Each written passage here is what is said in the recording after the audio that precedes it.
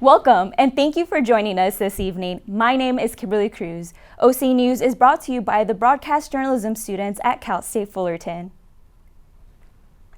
The Los Angeles County will soon be opening nail salons, shopping malls, and outdoor playgrounds. After months of remaining closed, the LA Board of Supervisors has given the green light to opening over the next 10 days.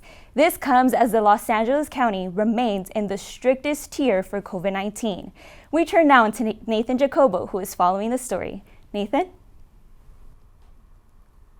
Thank you, Kimberly. Officials for Los Angeles County have recently announced the reopening of nail salons and indoor malls at a small capacity starting this Friday. Both places of operation are expected to hold a maximum of 25% capacity as they swing back into their new normal routines. As Los Angeles County continues the process of reopening in the purple tier, Orange County officials have announced that they will remain in the red tier of the state's plan of allowing more businesses to open once again. This announcement comes after the county saw a small spike in COVID-19 cases, with officials believing it is a result of gatherings over Labor Day weekend. In order for Orange County to move on to the final tier of resuming normal activities, the county must have less than 2% positive COVID cases for at least 3 weeks. That's it for now. I'll be back later in the broadcast for more health news. Now back to you, Kimberly. Thank you, Nathan. The manhunt has come to an end for the suspect that killed 2 deputy officers in Compton. This morning, Los Angeles Sheriff's Department held a press conference in regards to the arrest. Now it's our turn to seek justice on their behalf.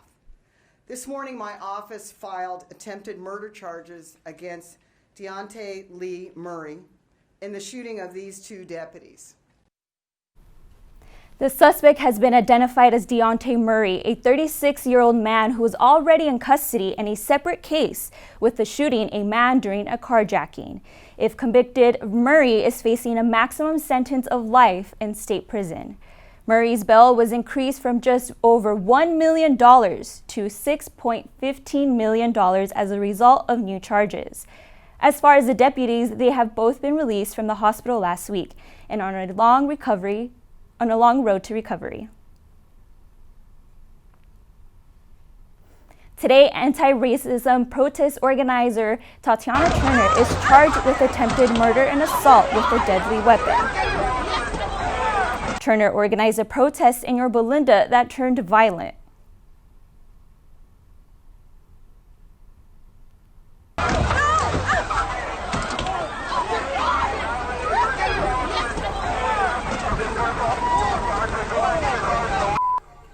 Turner drove her vehicle through a crowd of Trump supporters, injuring 2 people. They faced minor injuries while protesters became angry and physical. Many bystanders chased down the car while hundreds witnessed the incident. Last night, President Trump and former Vice President Joe Biden faced off in the first presidential debate in Cleveland. Our reporter Camila gives us key takeaways of this epic night.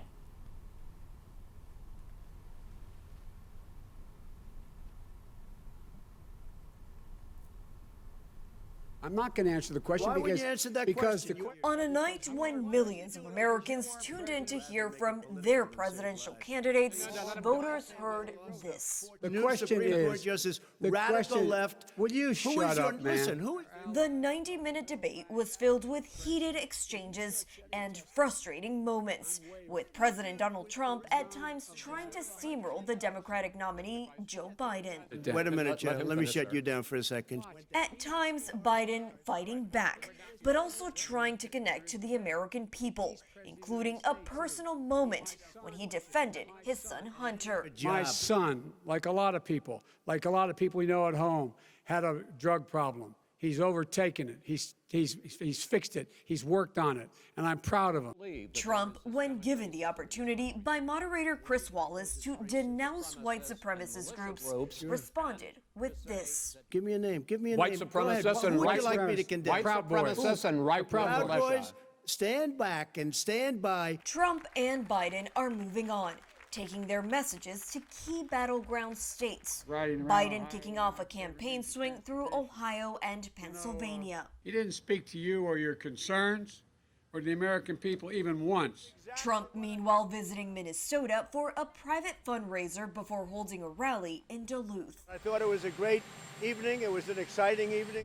At the White House, I'm Camila Bernal.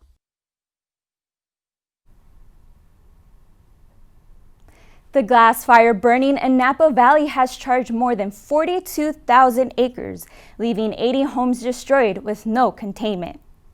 Officials said more than 68,000 people have been evacuated in Sonoma County due to the wildfire heavy winds that spread new fires this week in Napa and Sonoma wine country. And a far northern area of the state were reduced to breezes. The National Weather Service said the weather conditions would last for several days because of high pressure centered over the state. Heat advisories were in effect or pending along about 3/4 of the California coast, and areas have poor quality due to the smoke caused by the fire. Speaking of heat advisories, the National Weather Service has put out a heat advisory in effect from 8 p.m. Thursday to 8 p.m. Friday, affecting Orange County inland areas.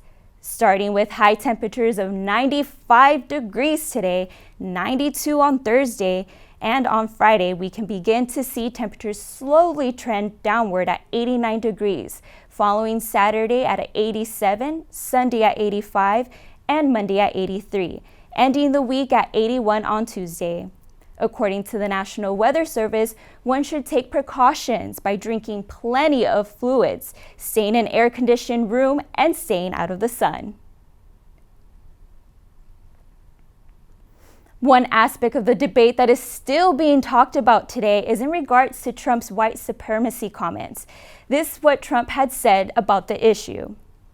I want law and order to be a very important part. It's a very important part of my campaign. And when I say that, what I'm talking about is law enforcement the police have to take care. And they should stop defunding the police like they've done in New York, I just told you. I've always denounced any form of any of that. You have to denounce. During the debate, Trump was asked a series of questions on the topic of white supremacy. However, after he was asked to clarify how he would condemn the right-wing group, or the Proud Boys, he made a series of comments about it that sparked a lot of backlash from both viewers and other congressional Republicans. Attention is now turning to the next debate, which will be between the vice presidential candidates. Democratic nominee for Vice President Kamala Harris will go against the current Vice President of the United States, Mike Pence. The debate is set for a week from today at the University of Utah. The debate will be monitored by Susan Page. Page is the Washington bureau chief for USA Today. 9 topics will be discussed. Make sure to tune in to our newscast for all the details on this historic night. And coming up, missing your favorite fair foods this summer? Don't worry, we let you know how to get your hands on these tasty foods. And we will let you know all the latest preparations for the Game 1 of NBA Finals.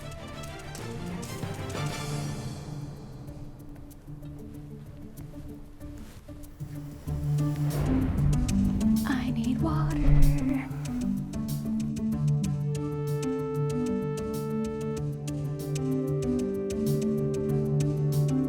Take a look under your bed. Find stuff under there? What about jobs? No? Now try your closet. Still no jobs? Just more stuff? Well, you really have both. See, stuff is defined as household articles considered as a group. Sometimes this stuff is no longer needed. Wait, no longer needed? That can't be right. Because remember those jobs you were looking for? Those are really needed, and they're the stuff inside your stuff. Our job is to unlock those jobs. And it starts when you donate your stuff to your local Goodwill. Here's how we do it. When you donate to Goodwill, we sell your stuff to provide job training for people right here in your community. So just by teaming up with Goodwill, you help create jobs. And isn't that worth parting with the leftover keytar from your 80s cover band? Goodwill. Donate stuff, create jobs.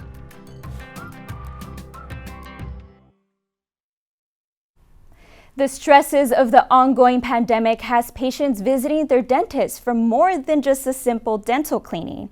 Reporter Nathan Jacobo is back with more in Healthy News. Nathan? Dentists are seeing more patients with cracked teeth than ever before in the year 2020. Patients have said they have suffered cracked teeth due to the COVID-19 pandemic. Dentists believe that more people are grinding their teeth as a result of the stresses and added anxiety that this pandemic has caused for full-time workers and parents. The grinding of teeth usually takes place at night, once you are ready to go to bed or once you are asleep. Grinding, clenching, and chewing with your teeth throughout the day can easily lead to cracked teeth as well as damaging crowns and fillings.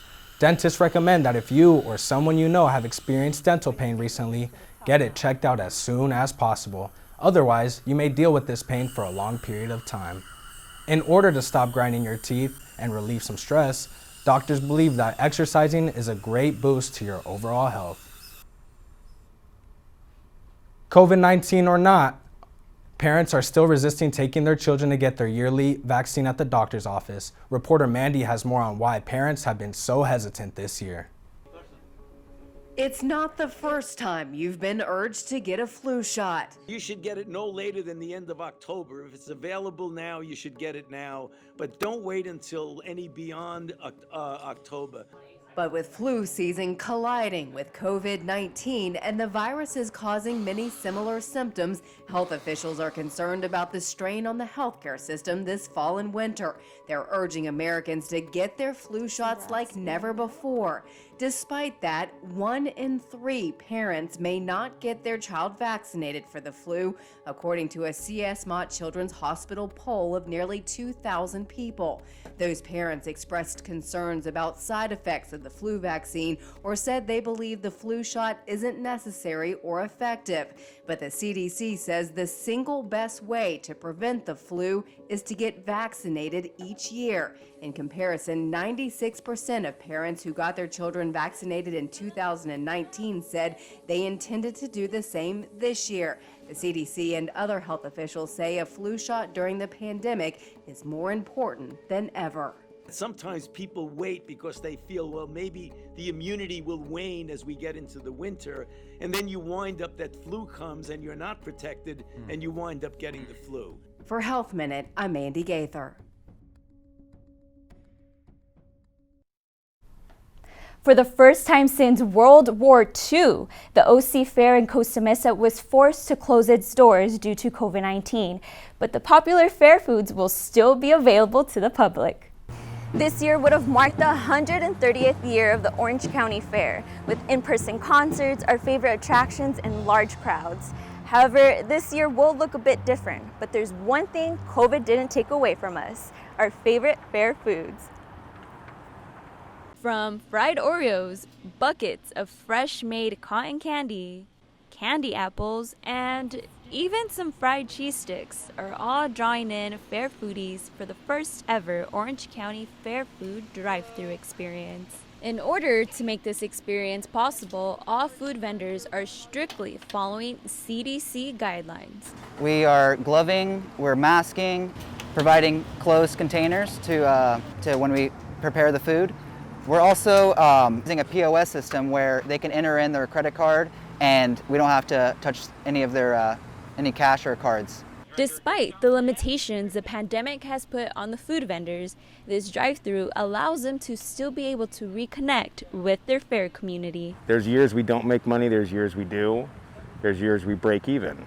But not being able to be here or see all the people we know or interact with the public that we've known for generations, I think that was the toughest part of it. But vendors aren't the only happy ones with this experience. Guests are loving it just as much. This is great because 1, it's really hot and I have to get out and walk, and then 2, we can still get fair food without walking. And yeah, we're just gonna eat in our car, which is great. An empty fairgrounds was not the story for this year. The fun still continues. Reporting from Costa Mesa, this is Kimberly Cruz for OC News. For those still interested, the OC Fair Food Drive will go through October 25th with the new list of food vendors. The full menu and any other information can be found on the OC Fair website.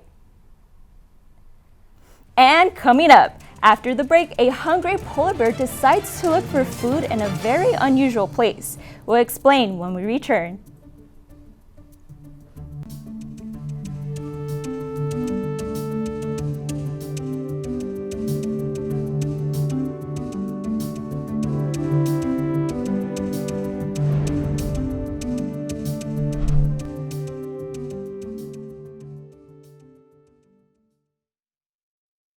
Take a look under your bed. Find stuff under there? What about jobs? No? Now try your closet. Still no jobs? Just more stuff? Well, you really have both. See, stuff is defined as household articles considered as a group. Sometimes this stuff is no longer needed. Wait, no longer needed? That can't be right. Because remember those jobs you were looking for? Those are really needed. And they're the stuff inside your stuff. Our job is to unlock those jobs. And it starts when you donate your stuff to your local Goodwill. Here's how we do it. When you donate to Goodwill, we sell your stuff to provide job training for people right here in your community. So just by teaming up with Goodwill, you help create jobs. And isn't that worth parting with the leftover keytar from your 80s cover band? Goodwill. Donate stuff, create jobs.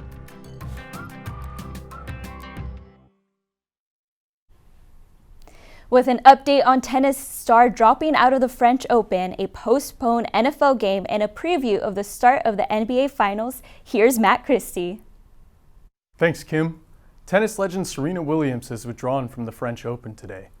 After winning her first match of the tournament, Williams decided that she could not play through the injury to her left Achilles tendon, which she suffered during the U.S. Open. Williams was looking to add a record-tying 24th Grand Slam to her list, but with this injury, she'll just have to wait. In the NFL, the Pittsburgh Steelers and Tennessee Titans game has been postponed due to reports of at least 9 Titans players and personnel testing positive for COVID-19. In response, the Titans have temporarily shut down their team facilities. The Minnesota Vikings have shut down their facilities as well after playing the Titans this past weekend. The Vikings plan to reopen on Thursday. This event marks the first COVID-19 related game postponement in the NFL. An official spokesperson claims the league's goal is to play the game this coming Monday or Tuesday. Tonight marks Game 1 of the 2020 NBA Finals. This year's championship will pit the Los Angeles Lakers against the Miami Heat. The Heat have been hot all playoffs, dropping only 3 games across their series coming through the East. Now many see them as underdogs against the first seed Lakers, but forward Jimmy Butler says he does not feel like an underdog. I just don't think that we're underdogs. I don't. So what that nobody picked us to be here. That's okay. Pretty sure nobody's picking us to win either. That's okay. But we understand that. We embrace that. Because at the end of the day, we truly don't care. Playing against his former team, Lakers star LeBron James says this series will be just like any other. It's no extra meaning to winning a championship, no matter who you're playing against. It's already hard enough to even reach the finals, to be in this position. So if you're able to become victorious out of the finals, it doesn't matter who it's against. Tonight marks Game 1 of what will hopefully be a great finals series. Back to you, Kim. Polar bears and planes don't mix, and here's proof as if you really needed any. Only polar bear paw prints were seen on a search and rescue helicopter parked on the tarmac in Canada. Crews say they think as bewildered bear was looking for a snack or something to munch on. The bear didn't take it inside the chopper, but it did pop out an emergency exit window and rip the cover off the nose cone. Fortunately, those were easy fixes, and the crew was soon on their way to wrap up a 2-week mountain training exercise. That's a wrap on us tonight. Feel free to follow up on more news under the handle of OC News CSUF. I'm Kimberly Cruz. From all of us here at OC News, have a wonderful night. Oh my God.